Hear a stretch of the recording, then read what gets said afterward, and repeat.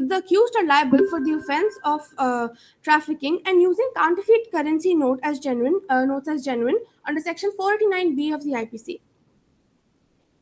If there are no questions, then the council seeks permission to move forward with the further submissions.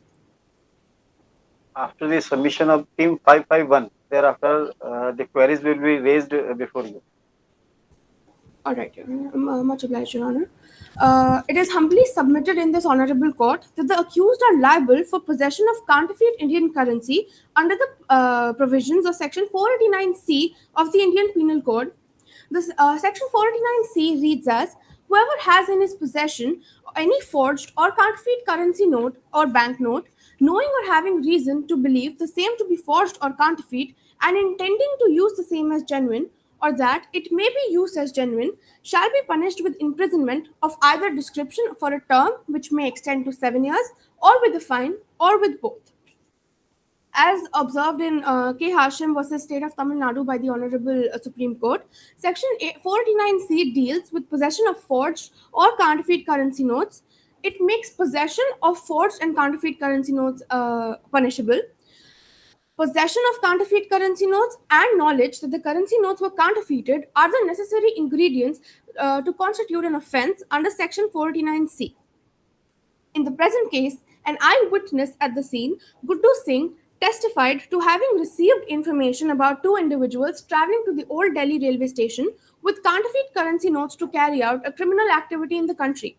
He also testified as a witness to the seizure of the counterfeit currency from the possession of Sameer and Monu, accused 1 and 2 respectively. Guddu is a pawn shop owner at the Old Delhi railway station and, in good faith, informed the special cell about the information he received from his classified source. There was no malice directing his actions while reporting it to the special cell. The council humbly submits that the prosecution witness 1, Guddu's testimony, along with CFSL's report confirming the seized currency to be counterfeited, is sufficient to prove the possession of counterfeit currency by the accused. As stated in the previous submissions, the knowledge of the accused of having counterfeit currency notes and planning to use them is in their act of hiding the counterfeit currency notes in the secret cavity of their bags is indicative of their knowledge that the counterfeit that the notes the money they were carrying was counterfeit and their intention to use them. Therefore, the council humbly submits that the accused are liable for possession of counterfeit Indian currency notes under Section 489C of the IPC. Issue number one by the prosecution deals with whether the accused are liable under Section 120B, 121, and 123 of the Indian Penal Code. The accused are it is humbly submitted before this honorable court that the accused are liable for criminal conspiracy under Section 120B of the IPC. Section 120B reads as: whoever is a party to a criminal conspiracy to commit an offense punishable with death, imprisonment for life, or rigorous imprisonment for a term of 2 years or upwards, shall, where no express provision is made in this code for the punishment of such a conspiracy, be punished in the same manner as if he had abetted such offense. In the present case, all the accused, namely Sameer, Monu, Kalu, Ilyas Mama, Peter, and Sohail, have been accused of criminal conspiracy on the basis of their statements, their actions, and the evidence gathered by the National Investigation Agency. In the state of Jharkhand versus Lalu Prasad Yadav, the Honorable Supreme Court laid out the following essential ingredients for conviction under Section 120B of the IPC. First, that there should be an agreement between the parties for carrying out an unlawful or illegal act. Second, that inference could be made to prove conspiracy, but the same should be backed by material evidence. The call detail records, CDRs, obtained by the Delhi Police Special Cell and NIA indicate that accused 1, 2, 3, and 4 were in constant contact before they were apprehended, and this conspiracy was discovered. Additionally, Kalu Elias Mama was also in contact with accused 5, Sohail. Individual witnesses have informed the investigating officers that Kalu Elias Mama was seen with Sohail 3 days before the former was arrested in the present case. On the basis of the aforementioned evidence, the information given by the accused to the special cell and the council's submissions in the previous issue, the information received is relevant and admissible before this honorable court. In their statements, accused 1 and 2, Samir and Monu respectively, have stated that they were part of an institution, the nature of which was not disclosed by any of the accused in the matter. From their statements, it can be rationally inferred that they had agreed to take part in the activities of the institution and that they had every intention of supporting this dubious institution.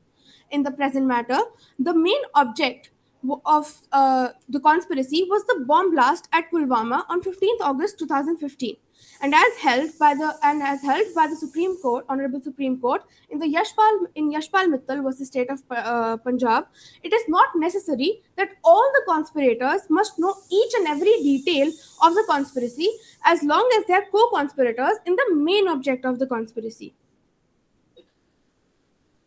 The Honorable Supreme Court in the state of Maharashtra and others versus Somnath Thapa and others that has held that all means adopted and illegal acts done must be and purported to be in furtherance of the object of the conspiracy, even though there may be sometimes misfire or overshooting by some of the conspirators.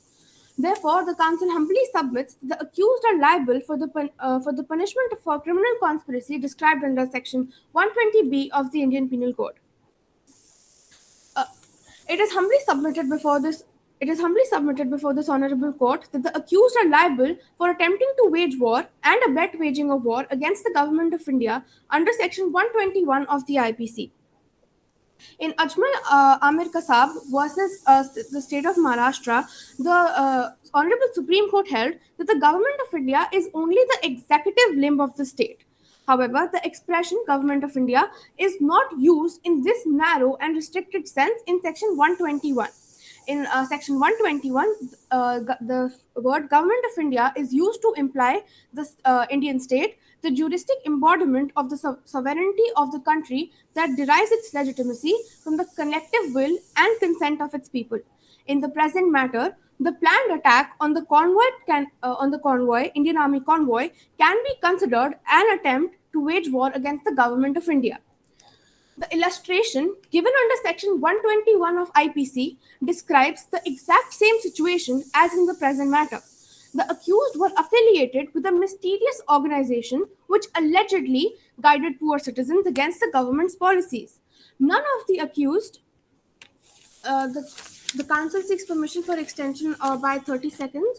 The time is allotted is over.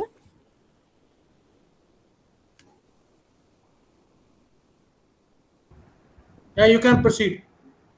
Much obliged, Your Honor. None of the accused have disclosed the name or the nature of this organization or have given the names of the other people associated with this organization except for the accused. The onus of proving the legitimacy of the organization is thus on the accused.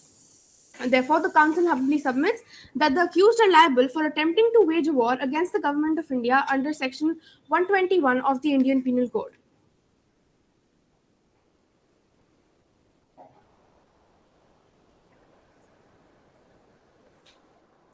May it please the court, I am co-counsel for the prosecution and I will be addressing the following issues. Whether the accused are liable under Section 201 of the Indian Penal Code and whether the accused are liable under Section 16, 17, 18 and 20 of the Unlawful Activities Prevention Act. With the permission of your honors, counsel would like to proceed to the submission. Go ahead. Much obliged, Your Honor. With respect to the first issue of whether the accused are liable under Section 201 of the Indian Penal Code, it is humbly submitted that the accused are liable for causing disappearance of evidence of offense and giving false information to screen the offender. Counsel would like to direct the attention of the court to page 21, paragraph 17.24 of the moot proposition, which reads as Kalu alias Mama refused to give any details about accused 5 Sohail's whereabouts to the NIA and was evasive about Sohail's involvement and role in their plan.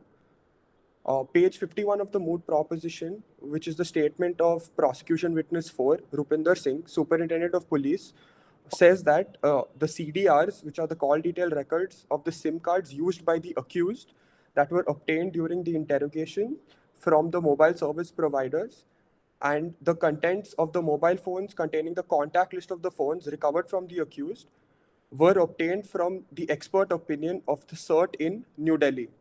Kalu alias Mama, that is accused 3, has mentioned mobile number 8840123456 as his number, and this is the same number whose call detail records show frequent communication with the mobile numbers of Peter, that is accused 4, Samir, accused 1, Monu, accused 2, and Sohail, accused 5. The call duty records show that accused 3, Kalu alias Mama, was in contact with all of the other accused and was even seen on the morning of 20th June 2015, 3 days before his arrest, with accused 5, Sohail. It can thus be reasonably inferred that Kalu alias Mama intended to protect Sohail by refusing to disclose his whereabouts. In the Ram Saran Mato and another versus State of Bihar, the Honorable Supreme Court had held that it is necessary to prove that the offense has been committed and that the accused had knowledge of the offense that had been committed. In the present case, there is no doubt that accused 1, 2, and 3 had knowledge of the fact that they had committed an offense. Hiding the fake currency in a secret cavity of their bag, along with the admission of their guilt during investigation, are indicative of their knowledge. Furthermore, when the police arrived at the residence of accused 4, Peter, they found that, accused 5, Sohail, they found that all the evidence had been destroyed. Accused 3, Kalu alias Mama, is the only associate of Sohail in the country and, as shown by the call detail records, was in constant contact with him. Therefore, it can be reasonably inferred that it can be reasonably inferred that the evidence was destroyed by Kalu alias Mama in order to protect the goal of the organization that all the accused were a part of. It has been held by the Honorable Supreme Court in Kalavati versus the State of Himachal Pradesh that a case under Section 201 of the Indian Penal Code is not restricted to someone who screens the actual offender, but is also applicable to a person who is guilty of the main offense. If your honors are satisfied, I would like to move on to the next issue of whether the accused are liable under sections 16, 17, 18, and 20 of the Unlawful Activities Prevention Act.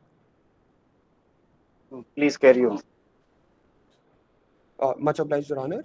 It is humbly submitted before this honorable court that the accused are liable under section 16, 17, 18, and 20 of the UAPA. In the present case, all the accused did have the intent to threaten the unity, integrity, security, and sovereignty of India. The accused were caught red-handed with counterfeit currency, which was to be used for terror funding as per their own statements. Therefore, they are all liable under Section 16 of the UAPA. Section 17 of UAPA talks about raising funds for a terrorist organization, knowing that such funds are going to be used for a terrorist act. So the essential ingredients that should be present to prosecute a person under this act can be, 1, fundraising should be done for a terrorist organization, and 2, the accused must have knowledge that the funds so raised will be used for a terrorist act. In the present case, according to the charge sheet, all the members belong to an unnamed organization that had already been declared an unlawful assembly. And furthermore, according to the charge sheet, Sohail was in contact with senior members of Lashkar-e-Taiba in Pakistan, which proved that the fundraising was done for a terrorist organization. Furthermore, the accused had knowledge that the funds were to be used for an attack on an Indian Army convoy on 15th August 2015. Along with the funds, they were also given a trigger code, Dulhan ko sajane ka waqt aa gaya hai, that had to be given to Peter at the time of their arrival in Pulwama. As per the disclosure of Kalu alias Mama, that is accused 3, he collected FICN worth 10 lakh from Sohail, that is accused 5, to send it to Pulwama through Samir and Monu, that is accused 1 and 2 respectively, where it had to be collected by Peter, that is accused for, to carry out the bomb blast on the convoy of the Indian Army on 15th August 2015. The statements of all of the accused line up with this fact, and the confessions as well as the call detail records show that the accused did have prior knowledge of the criminal activity and were conspiring to make it a success. Section 20 of UAPA talks about punishment for terror acts. Before that, Council would like to refer to Section 15 of the UAPA, which talks about a terrorist act, which reads as follows: whoever does any act with intent to threaten or likely to threaten the unity, integrity, security, economic security, or sovereignty of India, or with the intent to strike terror or likely to strike terror in the place or any section of the people in India or in any foreign country, is a terrorist act.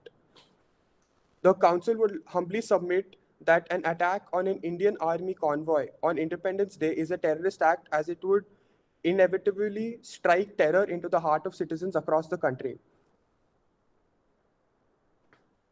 Furthermore, the fact that the accused had a blast code that had to be given to Peter is reasonable proof that all of the accused were conspiring. With the permission of the court, Council would like to move on to the prayer. Please. Much obliged, sir. Wherefore, in light of the issues raised, authorities cited, and arguments advanced, it is most humbly and respectfully prayed and implored before the Honorable Patiala House Court that it may be graciously pleased to convict the accused under sections 120B, 121, and 123 of the IPC, convict the accused for causing disappearance of evidence and giving false information to screen the offender under section 201 of the IPC, convict the accused for trafficking, possession, and intending to use counterfeit currency under section 489B and 489C of the IPC, convict the accused under section 16, 17, 18, and 20 of the Unlawful Activities Prevention Act. The court may also be pleased to pass any other order which this honorable court may deem fit in light of justice, equity, and good conscience, all of which is respectfully submitted on behalf of the state. My respected brother, I had one query from this councils. May I share? Yes, Your Honor. Can you tell whether the sanction which has been taken under UAPA was this accused person or not? Sir, I am, Your Honor, could you please repeat the question? I'm sorry, I did not hear you.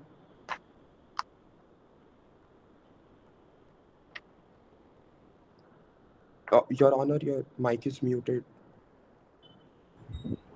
Now it is clear? Now, Yes, Your Honor. yeah, my query is whether the sanction has been taken under UAPA against the accused persons or not. I'm sorry, Your Honor, I'm unable to hear you. My query is under UAPA, the sanction of the government to prosecute the accused person is necessary as per section 45. Yes, Your Honor. Can you point out something what the sanction has been taken against these Yes, persons? yes, Your Honor. The sanction has been received by the state government. Okay, now you can proceed.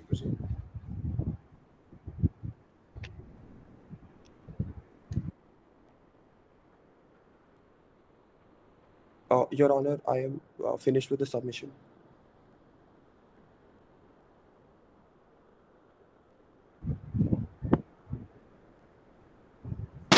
Team 501, are you ready for your submission?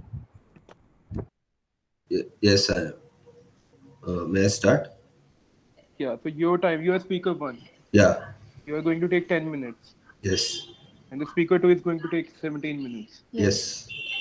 So, with lordship permission, can we start the session, sir? Yes, please. May it please the court, I am the counsel for defense representing accused number A1, A2, and A3. The counsel would be dealing with the issue whether the evidence is produced and the arrest made is admissible and legal. And my co-counsel would be dealing with the issues whether the accused have committed a terrorist act or not, and whether the accused parties are a member of a criminal conspiracy or not. In addressing the issue whether the evidence that is produced and the arrest that is made is legal, I would be making three key submissions. Whether there was a procedure irregularity in the arrest that was made in the CFSL report and the seizure memo. Also, whether the statements given under section 1621 are admissible or not. I would also make a submission on was there any identity disputes during the time of arrest. Coming to the procedure irregularities in the arrest. There are three bare minimum requirements that must be followed during the time of arrest. They are the signature of at least one witness. Maybe it can be the family member of the arrested person or a respectable member of the society. And the signature of the arrested person and the time and date of the arrest has to be indicated. This was laid down in the landmark judgment of DK Basu versus West Bengal, and it's also under section 41B, subclause B of the CRPC. I would like to point out to your lordships that in all three arrest memos of accused number A1, A2 and A3 under annexures A, C and J, it is observed that all three accused have not signed their arrest memos. It is also to be, lordships may also observe that the independent witness that is present during the time of arrest has also not indicated their signature in the arrest memo. This is a direct non-compliance of the guidelines that was put forward in the landmark case of the DK Basu versus State of West Bengal and under section 41B subclause B. My lordship, in closer examination, it can be also observed that and the signature of the arresting officer in the arrest memos of accused number 1 and 2 under annexure A and C is predated. The signature of the arresting official is given as 22/2/2015, and as per the arrest memo, they were arrested on 25/2/2015. And according to the statement given by PW3, they say that they arrested the accused number A1 and A2 according to secret information that they received on 24th 9 p.m. But the arresting official has already put his signature on 22/2/2015. This begs me to ask the question whether the arrest memo was created at the time of arrest as stipulated under the guidelines that have been laid forward to be followed. The next sub-issue that I would like to point out to a lordship is the procedure irregularity in the CFSL report. As per the investigation of high quality counterfeit Indian currency rules 2013, rule number 6 subclause 1, as the suspected notes are submitted for analysis to the CFSL lab, the preliminary report has to be submitted with a minimum with a maximum time of 15 days. But according to moot proposition para number 16.4, we see that the preliminary report was submitted only on 16th April 2015, which is almost 2 months since the submission of the counterfeit notes was done. As per rule number 6 itself, within 48 hours of seizing the notes, it has to be submitted. So definitely a lot of time has passed since the limit for the submission of preliminary report has passed. The next issue, procedure irregularity that I would like that the council would like to point out to the lordships is the procedure irregularity in the seizure memo. As per section 100 clause 4 of the CRPC, in the seizure memo, there's a bare minimum of at least 2 independent witnesses. But if you look at the seizure memo under annexures H and F in page number 38 and 34 of the moot proposition, we see that there's only 1 independent witness present. And this yet another procedure irregularity from the side of the investigating officers. We see that a lot of, and this was the seizure where they say that they seize the notes from the accused number A1 and A2. So this is a major crux of the case, and we see that they have also made a procedure irregularity in seizing these notes also. So it begs me to ask the question whether all this has been fabricated. We see that there's a procedure irregularity in the arrest, in the procedure irregularity in the CFSL report that analyzes the notes, and we see there's a procedure irregularity in the seizure of these notes. The investigating officers have not followed any of the procedures that is laid out by the law and the landmark judgments. Now, I would like to go on to the next issue. If the lordships have no further queries, I would like to make the further submission, next sub issue. Please go ahead.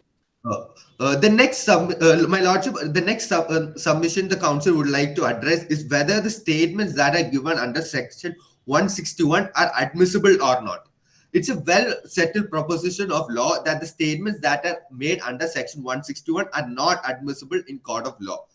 Even in the recent judgment of Parvat Singh versus State of Madhya Pradesh, the Supreme Court had reiterated the point that section 161 is not admissible in evidence and cannot be relied upon to convict the accused. The statements that are made under section 161 can be only used to prove contradictions and omissions. My lordship, we can observe that the prosecution have heavily relied on the information that they received from the accused and witnesses during the that comes under the purview of section 161 to make this case. But it is a well proposed, I repeat again, it's a well settled proposition of law that we cannot, the statements made under section 161 are not admissible in court. The Supreme Court has also indicated that it cannot be even used to draw any adverse impression on against the witness or the accused. As per section 25 of the Evidence Act, a confession is a voluntary admission of and it cannot be used as evidence in the court of law. Now I would like to point out another issue is that is there any identity disputes during the time of arrest? I would like to point out that the police arrested accused number A1 and A2 because of a secret information that they received. So the council believes that during the secret information is given, the secret information given would be giving the particulars and describing the both accused. But we see that in the FIR, one of the accused, the date of birth is given almost as 1950. So we see and in the date and the according and the date of birth of the accused is almost 30 years old. So there's almost a difference of 35 years of age. So when the police officers are going to the police station, they would be actually be looking for an old person or a young person of age 30. So again, there's a discrepancy in the way the accused is described and the person that was arrested. So so these are all my submissions with the procedure irregularities and the evidence that is produced. The arrest report and the arrest memo are all important aspects that has to be followed in the correct procedure. It is a safeguard to the arrested individuals, and if it is not followed, I'm sorry, was that a time card for time over? 1 minute left. 1 minute left. Okay. Yeah. So it's a safeguard that has to be followed. So if it is not followed, it becomes a police state, and the rights that are ensured by the fundamental right of Article 21 that is given by personal protection of life and personal liberty is actually infringed. The procedures that has been laid down should be actually followed perfectly, but we see that it is not in this case, and a lot of procedure irregularities are seen in this case. So it begs me to ask the question whether these cases have been fabricated in order to destroy the spirits of a couple of individuals who are working for the upbringing of marginalized societies in the village of West Bengal. So with this, I come to the conclusion of my arguments.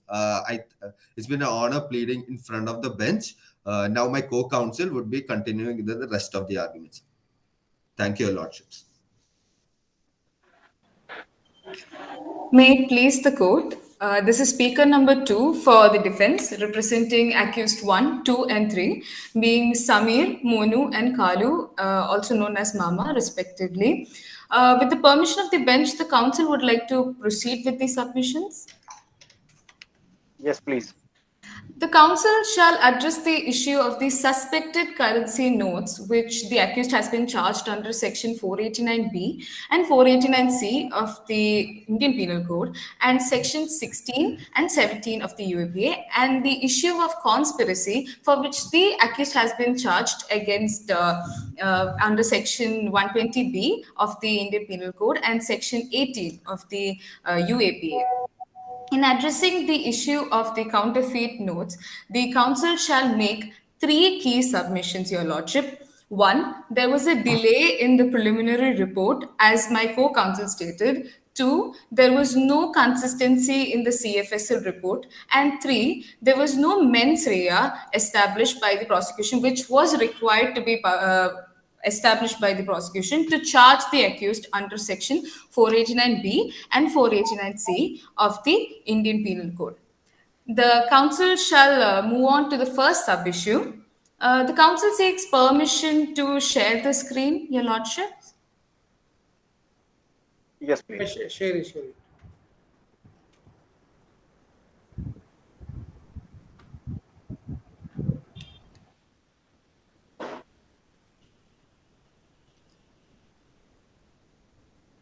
Is the screen visible, Your Lordships?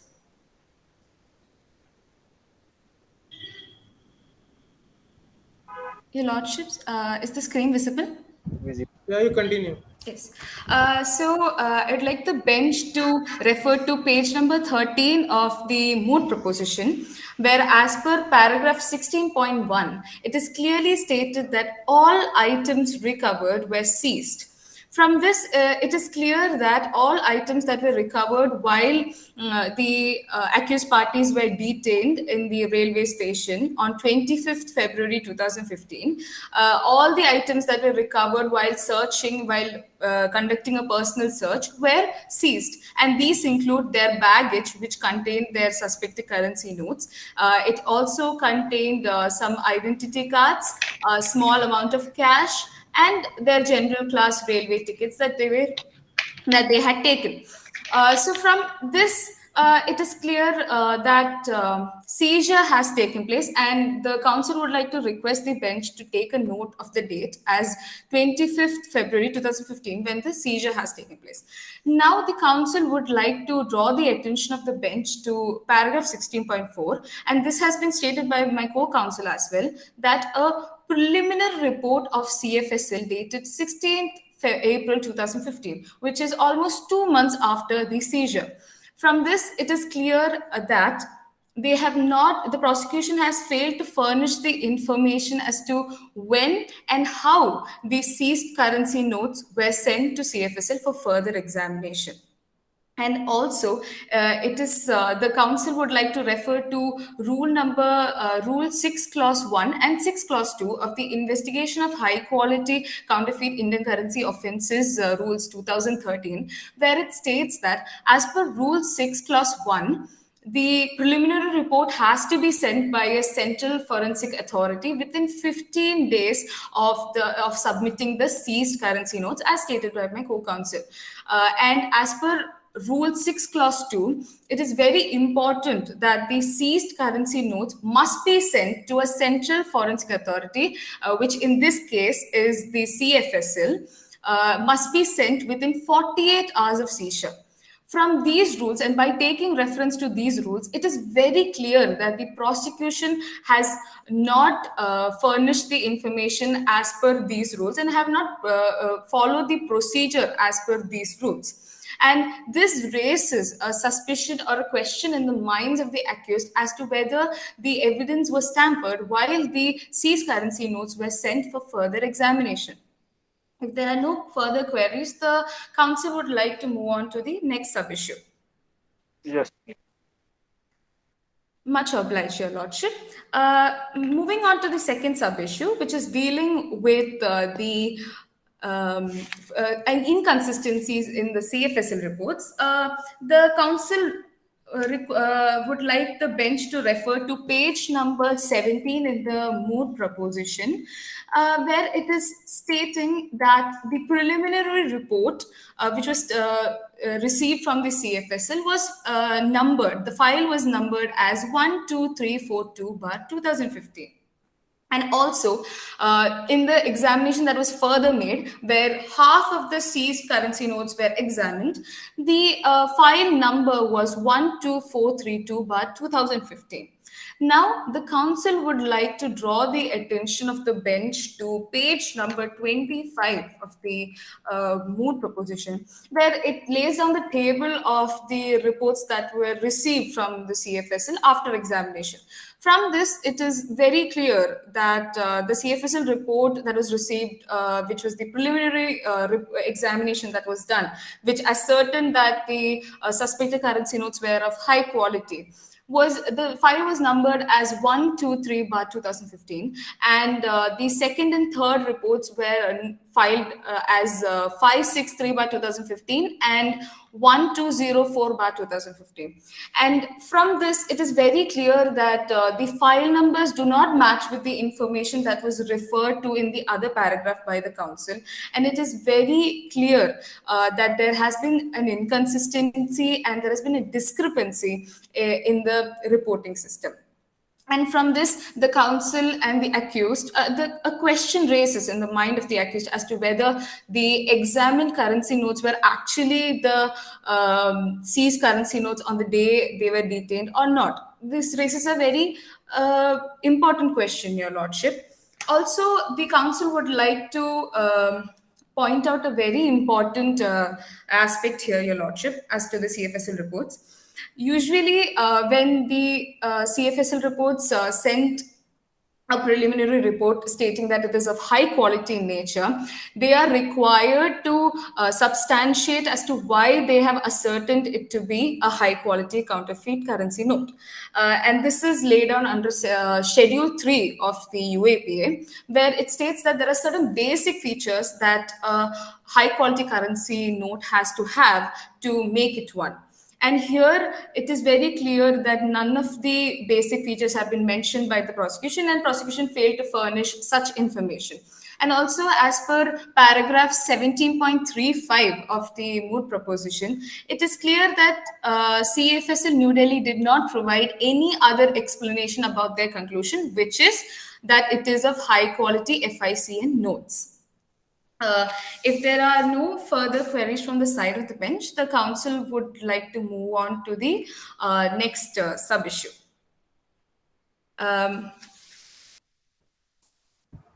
Move ahead. Okay. Thank you, much obliged, Your Lordship. As per the third sub-issue, according to section 489B and 489C of the Indian Penal Code, mens rea is an important and essential requirement to charge an individual under this section. And in the present case, mens rea is not present among the accused for two valid reasons, Your Lordship. One, the CFSL reports do not stand, as the council stated earlier, and so the actus reus is not proved in the present case, Your Lordship. At the same time, mens rea is not required to be established in the present case, Your Lordship. Also, the second reason is that if at all the CFSL reports were to be validated, if the prosecution proves that it is an authentic report, then also one cannot, the prosecution claims that the currency notes were of high quality in nature, and therefore one cannot discern with its naked eyes as to whether it is a real note or a fake note. And in the present case, the accused parties were not aware of and they're not able to differentiate between a fake Indian currency note and a real Indian currency note. And therefore, the prosecution should have proved the knowledge of the accused parties rather than presuming the knowledge of the accused parties. And with this, the council would like to refer to a case of Mammootty versus State of Karnataka, where it stated that only if the counterfeit notes are of such nature that mere look at them would not convince a person that it is counterfeit, then no presumption of knowledge can be attributed to the person merely possessing them. From this, it is very clear that no presumption of knowledge must be done by the prosecution in the present case. And also, just because the prosecution has presumed the knowledge of the accused parties just because they were found to possess the suspected currency notes. And for this, the council would like to refer to the case of Sundarlal versus State Government of NCT of Delhi, where it is clearly stated that mere possession of counterfeit currency note is not enough to establish the guilt, Your Lordship. Therefore, it is very clear that Section 489B and 489C is not applicable in the present case, Your Lordship. And since these two sections do not apply in the present case, Your Lordship, the council would like to also state that Section 16 and Section 17 of the UAPA will not apply as well. And this is because the Section 16 deals with the punishment for a terrorist act, and the terrorist act that the prosecution claims that the accused have committed is that they have damaged the monetary stability of India by smuggling counterfeit notes. And in the present case, since Section 489B and 489C do not stand, it is very clear that they have not committed any terrorist act, and therefore Section 17 do not apply, as they have not raised any funds for a terrorist act, as there was no terrorist act in the proved by the prosecution in the first case, Your Lordship. Also, section here, since their intention was not a bad but a good intention, as my co-counsel stated, that they have been working to enrich the welfare of the society, it is very important to understand that they have no intention in waging war against the government, or they do not have any intention to cause any distress in the monetary stability of India. And so it is very clear that they have not committed an offense under Section 121 and 123 of the Indian Penal Code. Moving on to the next issue, that is the third issue, which is dealing with conspiracy. For the accused parties to be proved under this section, it is very important for the prosecution to establish that the certain essentials have been fulfilled. And these are that there must be an illegal act, and there must be an object to cause an illegal end, and there must be an agreement between the parties. Here, there is no actus reus or mens rea of committing a terrorist act or any other act under the IPC provisions.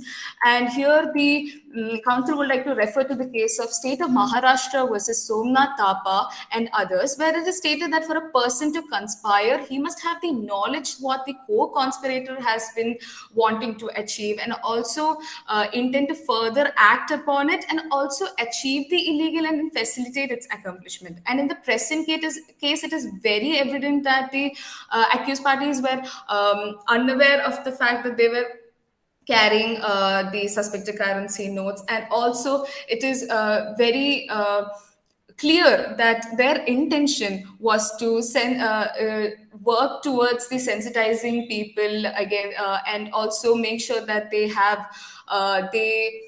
enrich the knowledge of the marginalized section of the society.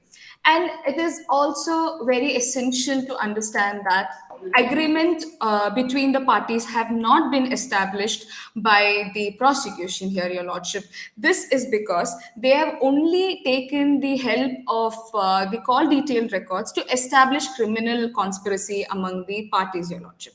Here, the parties, the prosecution has heavily relied on call detailed records by stating that they were a party to the criminal conspiracy. But it is very clear that from the statements of the accused parties that they were friends through conducting events, social initiatives, skill development programs, from which it is clear that they have been good friends for a considerable number of years.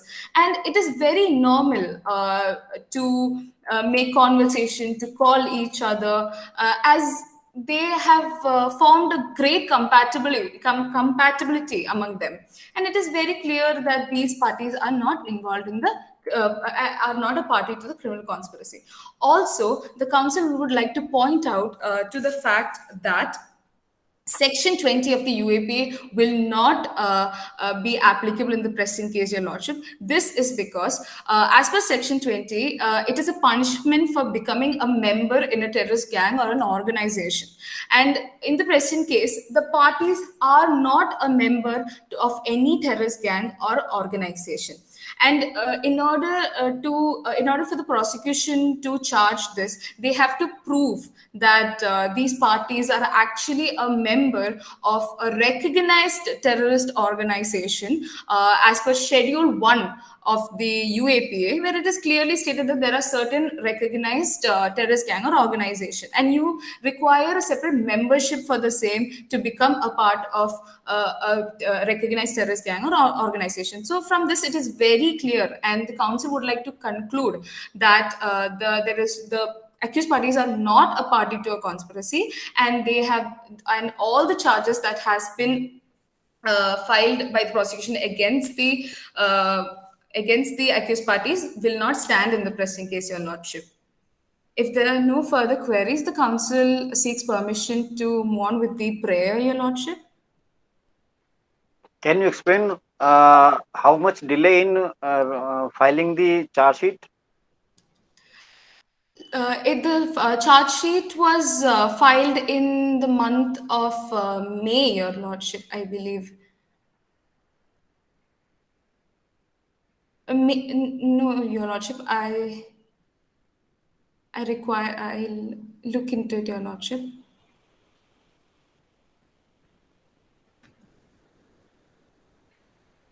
You are not sure. Lordship, the charge sheet. Was filed on 21st August 2015, Your Lordship. Yes, Your Lordship. Okay. The council would like to move on to the prayer if there are no further queries, Your Lordship. Please go ahead. I had one query, ma'am. Yes, Just Your tell Lordship. me, does defense brought anything on record that how the currency is recovered? What defense you have taken that such a huge currency has been recovered from your side? You are saying that you people were not aware whether this is a fake currency or not. Anything brought on record by the defense that whether this currency it was there, or whether the people were brought this currency in Delhi for some specific purpose? Anything brought on record? Yes, Your Lordship. Thank you for raising a valid question. As per the statements of the accused parties, it is very clear that they have been indulging in activities of raising funds for sensitizing people and also for skill development programs. And they have been a group for conducting the same. And so these parties have been collecting and gathering funds for such purposes, Your Lordship. Now please move ahead with your prayer. Much obliged, Your Lordship. Wherefore, for the foregoing reasons, the defense respectfully requests the Honorable Court to declare that there is no apologies, Your Lordship. The council seeks permission for extension of time just to read the prayer.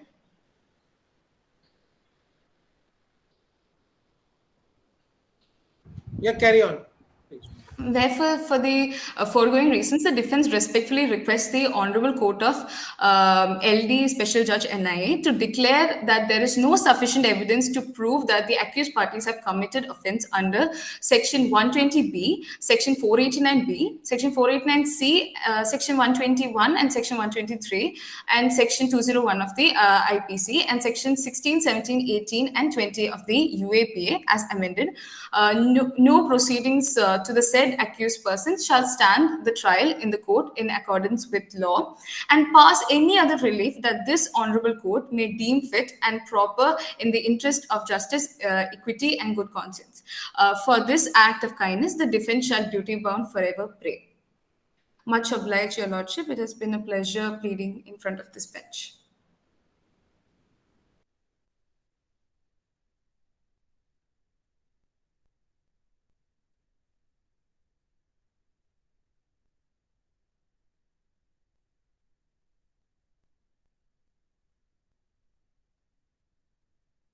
Yes, team 551. Any rebuttal?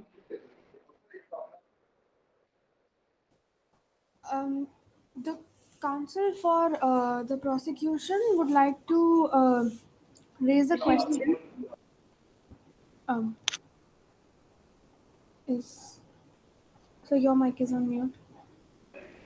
Yeah, any problem with you? No, I was asked for the rebuttal. Your voice is not audible. Can you be a little loud? Am I audible now? Yeah, you are audible now. The counsel for the prosecution would like to raise a question regarding the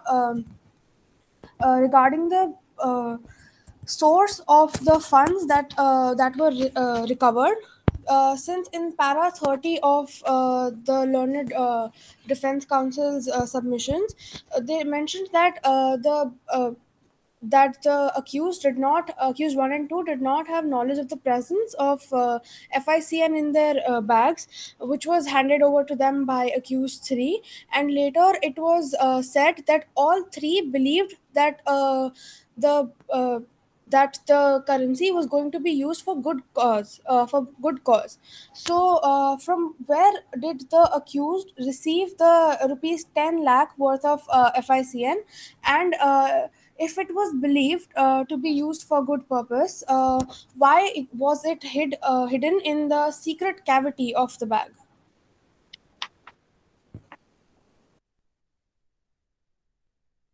Shall I answer now, Your Lordships, or after they finish the whole rebuttal? Yes, please, you answer. Your Lordship and the counsel for the prosecution, the sources for the fund here, as per the statements of the accused parties, is that they've received it from accused 3, and accused 3 has received it from accused 5. And here, none of the accused parties were aware of the fact that these were counterfeit notes, and also still the prosecution has failed to establish the fact that it is actually counterfeit notes. There's still doubt whether it is counterfeit notes or not. And the question of the secret cavity, a reasonable man, or if they carry an amount of such a high amount in a public area, a normal man would definitely keep it in a compartment of a bag where it is not visible while you open the bag immediately. So a reasonable man, even if it in a general situation, it is a tendency of humans that it will be kept in a secret area where it will not be seen at the first sight, Your Lordships and the council. Conclude.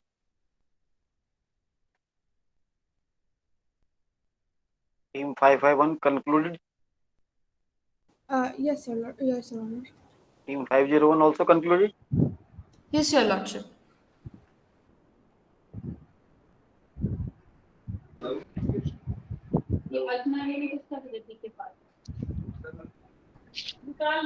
sir, with your permission, can we conclude the session for today? Yeah. Proceedings.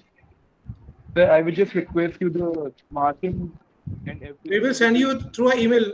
That will be better. Sir, can you do it Now we will just send you within 5 minutes. Yeah, sir. Our best wishes for both the teams. You people have done very well, and you are thoroughly prepared.